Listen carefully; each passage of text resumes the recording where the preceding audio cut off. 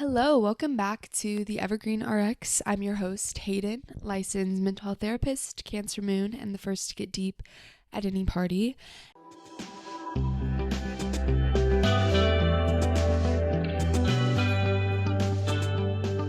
In today's Minidose, we are going to talk about a really beloved topic of mine currently, which is the idea of rest, slowing down, taking space, and figuring out how the fuck we do that. Because I have spent a lot of time on this season, many episodes, talking about the idea of slowing down.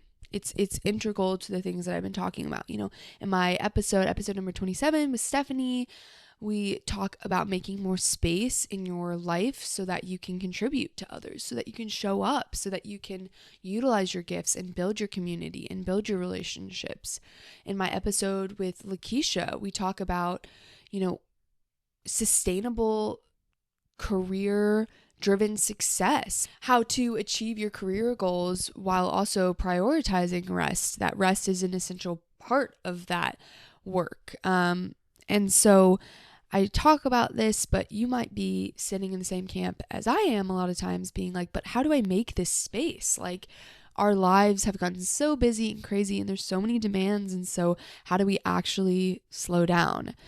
I hope I have some helpful things. You know, this is kind of like a chat, like a little like FaceTime chat, except for I don't really like to FaceTime. So like a little phone call me and you are having about this concept we've both been struggling on of like, I want more space. I feel the need for more rest. I feel my body asking for that. I'm too crammed up. Things that are really important to me drop by the wayside, and things that aren't that important or things that I'm spending so much time on, and blah, blah, blah, blah, blah. So me and you are just chatting about it, trying to figure it out. I think I have some good things that I'll be able to share, maybe some moments where you'll be like, okay, shit, I'll take that with me. But yeah, I'm working it out as we go along. But like I said, I've been thinking about this a lot in my own life lately, and I feel like I've made some good positive change. So hopefully that'll help, because I think this is just so essential, and especially at this time of the year, if you're listening when this comes out, like the new year, really, wanting to start fresh and get off on a good foot and make the changes that we want to make. I think this idea of slowing down is really important in keeping those things up and being able to create the availability in your life to show up differently. So, as I've already said, I think that the underlying idea behind slowing down and rest is the idea of creating space. Ooh, so much nice, free, spacious space. And talking about this on more of like a conceptual level, space kind of equates time in our world in a way, not always, because I think the way that we do things can also like bring an energy of spaciousness, of ease with it. You know, even if we're just doing the chores around the house, like the dishes, there can be an energy that we bring to that is intentional and present, so it can feel spacious. We can feel the water doing the dishes. We can, so anyway, but I think that a large part of it on a practical level is time. Like, we need to create more buffer, more actual tangible time for rest. And in this space, and in the reason why we want this space, there's, an ability to be more present, to give back to others, to show up for friends, to align more deeply with your unique personhood, to consciously consume with this extra space, to enjoy the journey of being alive, to listen fully. These are all wonderful things that I think many of us are striving for, to be present in our life, to find the enjoyment, to show up for people, to listen, to fully lean into our vitality, our aliveness. And that's what we get when we create more of this space.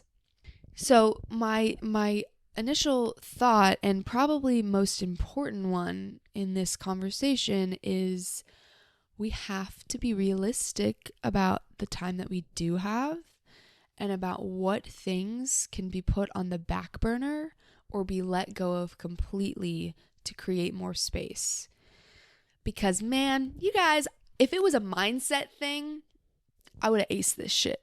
If it was just like, no, I'm going to keep doing exactly all the stuff I have to do. I'm going to make sure my plate is super full, as it always is. And on top of that, I'm going to rest. On top of that, I am going to be able to show up last minute when a friend calls. On top of that, I am going to, be fully engaged in conversation. But, my house is going to be perfectly clean. I'm going to be getting everything knocked off of my to-do list.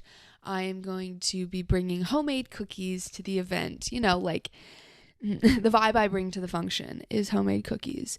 But,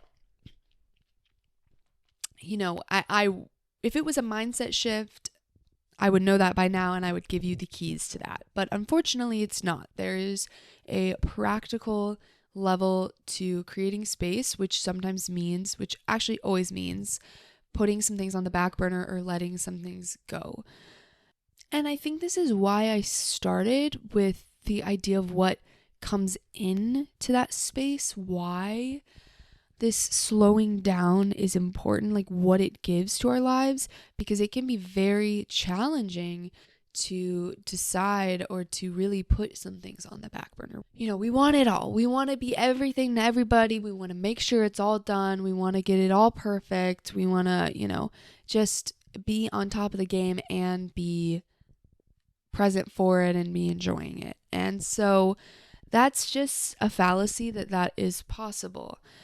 I'll give you a real life example. For me, creating this luxurious space, slowing down, being more mindful, all these amazing things has looked like having dishes in the sink more often for longer periods of time. Yeah. The room I'm recording in right now, kind of messy. And to some of you guys, that might seem like a big deal. Other of you listening might be like, that's not that big of a deal, girl. What the hell? But to me, it is. And it's something that took a lot of my time before to keep my space straight, to get all the dishes done, almost as soon as they were dirty. And now that I've let that stuff fall back a little bit, I have had more time for other things. I actually will just sit on the couch and breathe for a couple of minutes before moving into my next task of the day, instead of getting up and doing the dishes and doing the laundry and blah, blah, blah, blah, blah. So that really is the starting place, is figuring out what it is that you might not want to fall on the wayside, you may love if you could do it all, but what can you actually give up or release a little bit?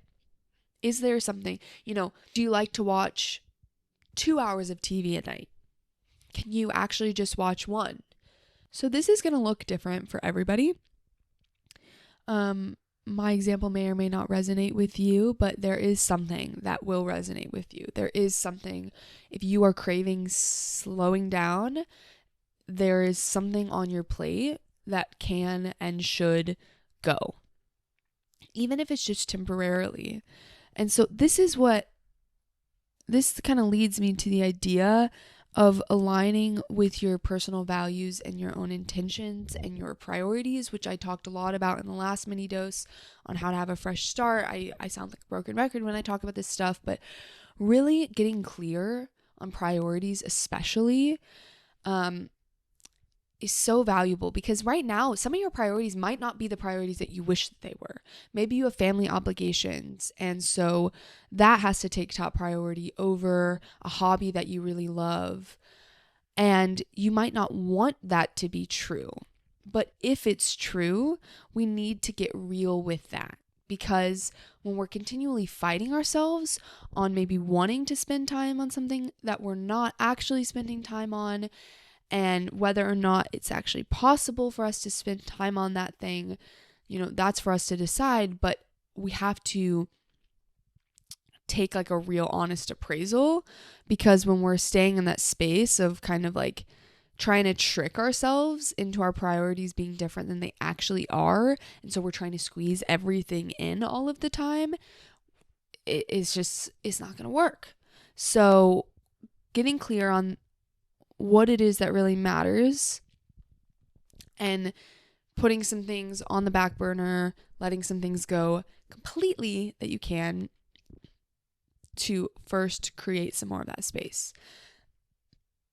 Okay, so then in that space, how do we rest? Well, there's this idea of active versus passive rest. And so active rest would look like, going for a walk, doing some yoga, reading a book, potentially. Versus active rest or passive rest, which is like sleeping and resting your eyes and laying down and like literally just putting your body into neutral and taking a pause. So considering where in your life can you make space for these different kinds of rest? Which kind of rest are you really in need of right now? I've been sick with a cold lately, and I've really needed more sleep and more passive rest. And that is hard for me to come by, especially throughout my day. Like maybe I'll prioritize sleep at night, but throughout my day, instead of getting up and going on that walk, it's actually been way more beneficial for me to chill on the couch and let my body take it easy. And so, because of that sickness, my rest has looked different than maybe it looks at other times. So just keeping that in mind and creating a ritual around rest. Rituals can really help our brains switch over. So if this is something that you struggle with a lot, like, even when you are able to create that space and slow down a bit, that once you're there, it's really hard to rest, to turn your brain off, to take that time.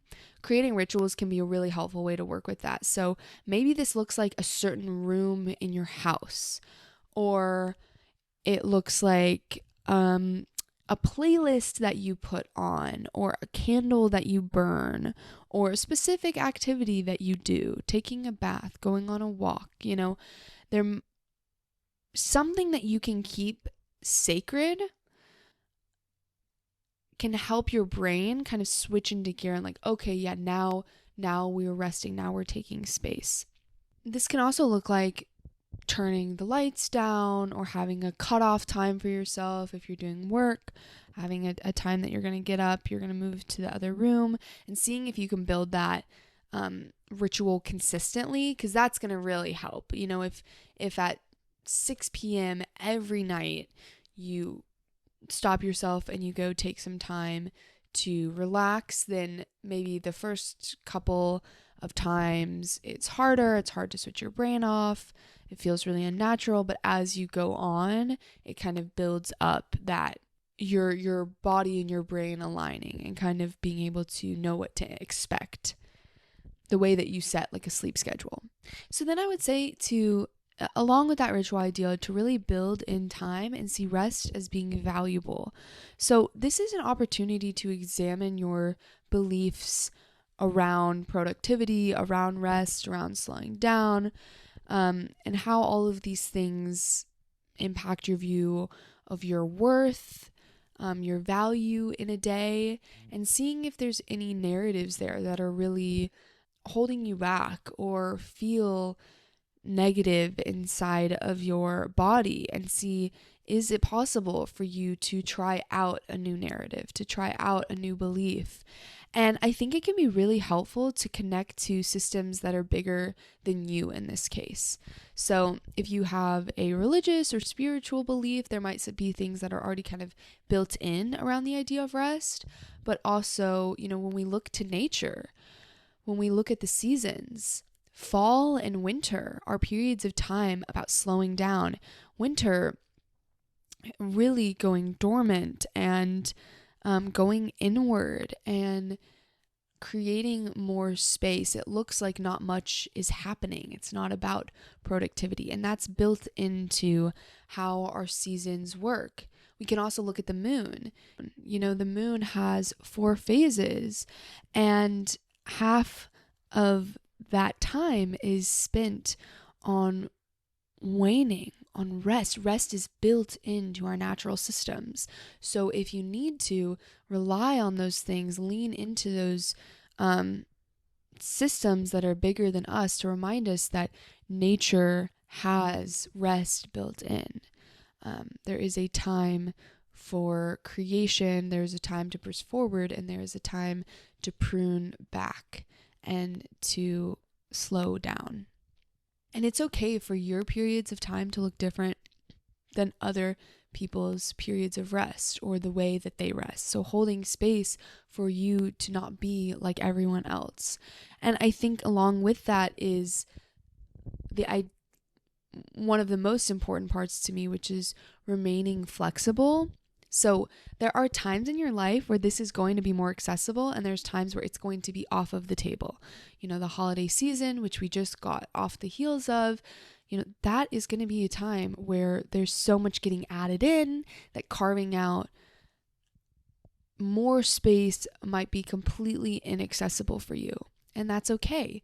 Maybe the summer is slower and you have more time and availability there. So remaining flexible, letting this change over time, being gentle with yourself, knowing that your life, your space, your capacity is going to look different at different times and in different chapters of your life. And so I hope this really helped you. I don't know. I'm still thinking through a lot of this. I can probably talk more about it. I definitely will talk more about it in the future. So please follow along if you want to hear more, and let me know your thoughts on this topic. I think it's an ever-evolving thing in the world that we live in, and I would love to hear what you think. And if you liked this, please share it and give me a review. It helps me so much, and I'll catch you in the next one.